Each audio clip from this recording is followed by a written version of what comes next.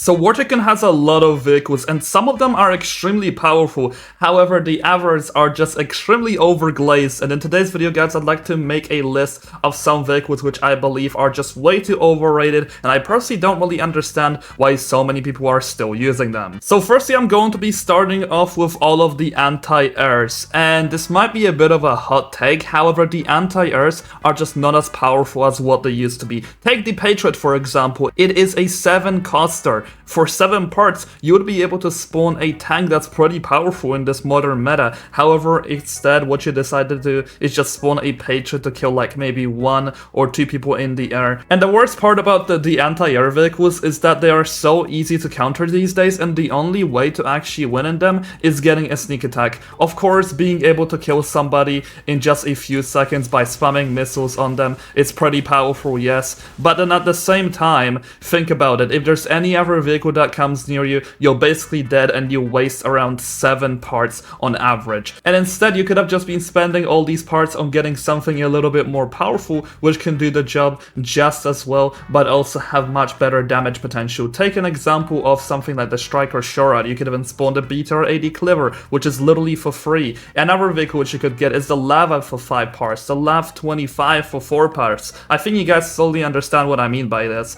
The Patriot is a good vehicle, yes. The anti-airs are really good at doing one job, yes. However, they are just too expensive for what they do, to be honest. We are way past the golden days of anti-air vehicles, which literally didn't cost any parts. Back then, they were fairly rated. Now, the next vehicle which I'm going to be moving into is actually going to be the A129 Mangusta. And whenever I actually do my giveaways and stuff, I do ask people what vehicles they want to ban in the giveaway for what people shouldn't use and etc. And people always say the Mangusta. They always tell me, ban the Mangusta, don't allow people to use the Mangusta. But in reality, the Mangusta just has so many issues, and the only real good way to actually use this thing is preferably going to be going up close and trying to shoot the people with fire and forget missiles. However, the issue with that strategy is a lot of the time is that the fire and forget missiles are slow, and sometimes they may not even work. Just like right here, did you guys see that? The missile just decided to not hit the opponent. So that is just a missile I wasted right here. Another thing which the Mangusta also has an issue with is going to be the fact that it only has 1 set of flares. So right here, the second my flares are gone,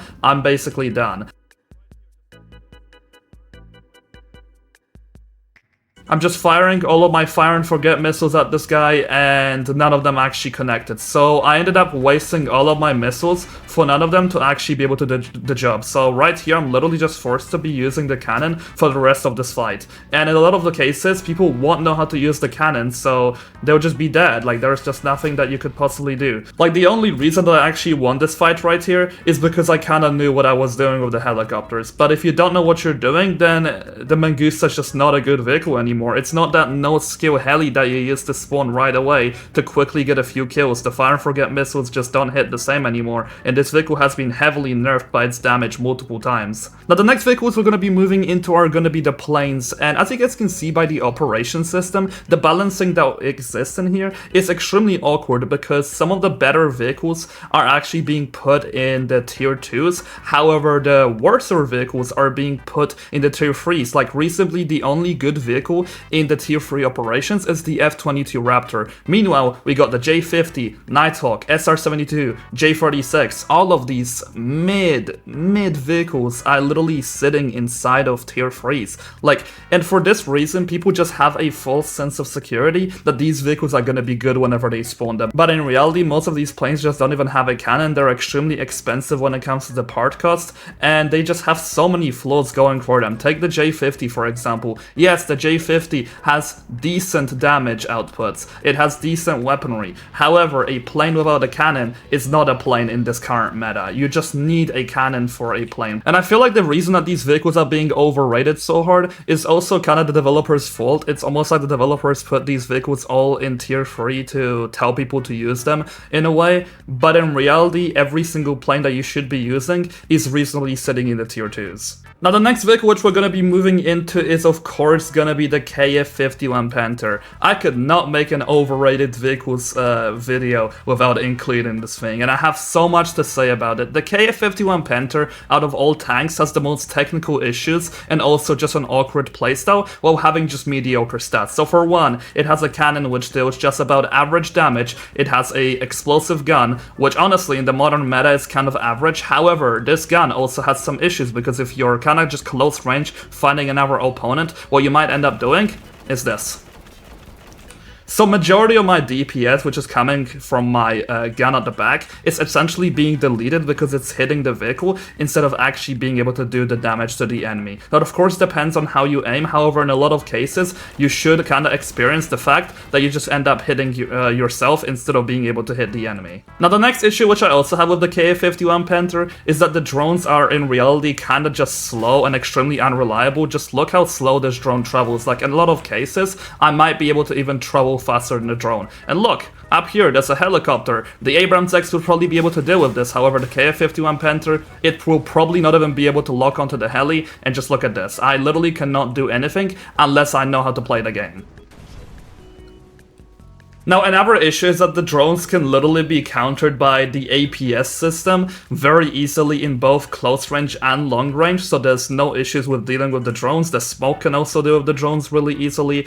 And then lastly, you have the cost efficiency of the KF-51 Panther, which is literally a cost of 9 parts. You could be spawning a much better tank, which could actually get the job done pretty easily for a much cheaper price. Let's take a look at some other tanks in the cheaper price. So we got the K9 Fender, which is 9 parts. We got the PLO-1, which costs you 8. You got the T14 Armada, which costs you 8. You even got the Tusk, which costs you 7. This tank is just overpriced. You got the massive hitbox. This is by far one of the biggest tanks in the game, so that's once again another issue which the KF has to deal with. I don't know why people are overrating this thing so hard, but it's just not that good of a vehicle.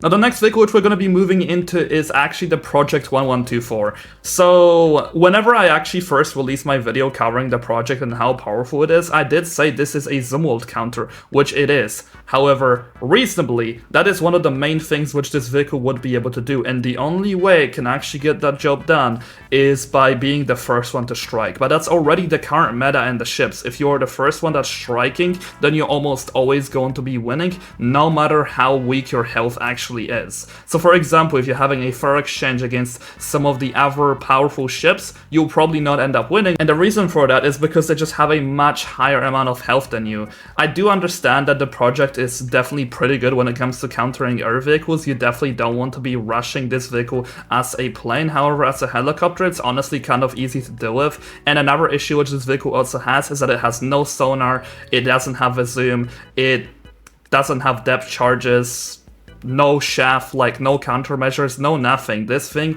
is just all DPS, nothing else. So you primarily want to only be spawning this thing for out DPSing your opponent. But then at the same time, what is the point of out DPSing your opponent if you could just be spawning something that's more versatile and can win the DPS exchange anyway? Now the next vehicle which we're moving into is going to be the HACV Overlord, and this might be a little bit of a hot take, however I'll explain my reasoning why. I believe this vehicle's power is really overrated because of the PTSD that people have, because whenever the Overlord was first actually released, it used to delete tanks in like 2 seconds, but now recently most of the exchanges that you have against ground vehicles and tanks are honestly kind of fair. Obviously I'm kind of getting the jump on this guy, so that's why I'm going to be winning this exchange. But just, okay, never mind, he's just using the Sherman. I mean, like, this is not even a good example. But, like, just look at this. It took me quite a while to actually be able to kill this Sherman. I mean, I guess I could have been using the rockets, however, the rockets are kinda unreliable in a lot of cases. Another issue which I have with the Overlord is, yes, it does have the flak. However, I believe the flak, in a way, kinda just gives you a false sense of security in a lot of times, because there are times where the flak gun literally connects, however, there is no damage that's dealt, and the main vehicle which I see this on is going to be the Overlord. Another issue which I also see with the Overlord is that it does have the ground vehicle's damage multiplier, which means that it's really easy to shred this thing with the helicopters, because if there's like a heli above you, you might be able to kill it, but if there's a heli that's kind of far away from you leading its shots, it will take you down quite fast, to be totally honest. This vehicle is still obviously good, however I do believe it to be a little bit overrated. Oh, this guy actually might have gotten a good vehicle now. Okay, let me fire some missiles at him and see what happens. Okay, a lot of the missiles that just ended up hitting the rocks. Okay, well that kind of sucks. Alright, let me go up close to him. Okay, that's just a T-72, right? Yeah, no, this is not even gonna be a fair fight. But just look at this. It took me a normal amount of time to actually be able to kill this vehicle. Like, it's not like I was able to shred it extremely quickly. I already got some missiles on it at first as well. So, like, it took me quite a while, and this is kind of like a standard time to kill.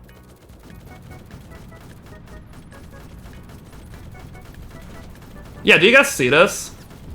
Like, this took me a while once again. I think I kind of proved my point. Like, this thing is not as overpowered as people truly say. Oh, there's a Leopard 2 ARC. Alright, this might actually end up being a fair fight this time. Yeah, might actually just lose this exchange.